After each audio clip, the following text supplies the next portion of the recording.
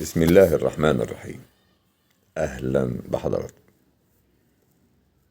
مطبخ جديد عند أخويا وصاحبي وعشرة العمر وزميل الطفولة الدكتور سعيد. قال لي اعمل لي التفريغة رف. حاضر. بعدت الكابولي شوية وعملت التفريغة رف. هنا بقول إن الجرانيت بيتكلم عن نفسه. اللمعة بتبقى بسم الله ما شاء الله زي ما انتوا شايفين كده. الحتة دي 170 سنتي في عرض 60، ارتفاع من الأرض 92، بعد التخانة هتبقى 90. مفيش غسالة تحت الحوض.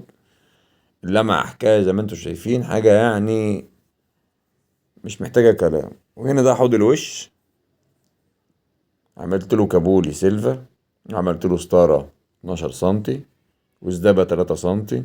اوعى كده يا ابو صلاح. ماشي يا ابو صلاح براحتك. المنظر زي ما حضراتكم شايفين حاجة يعني ايه في السيمبل كده، بس ايه بسم الله ما شاء الله قرفتها حلوة. شغل بسم الله ما شاء الله، انا راضي عنه. وطالما انا قلت انا راضي يبقى كده ايه، خد الختم. الشغل ده نضيف. الحمد لله. ربنا وفقنا وكملنا الشغل على خير. الكابولي ده تقريبا 55 عرض في ارتفاع 91 او 92. انا قطعته على ايدي، بس حاجة بسيطة.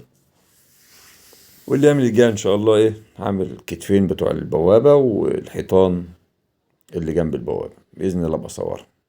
دمتم في أمان الله، والسلام عليكم ورحمة الله وبركاته.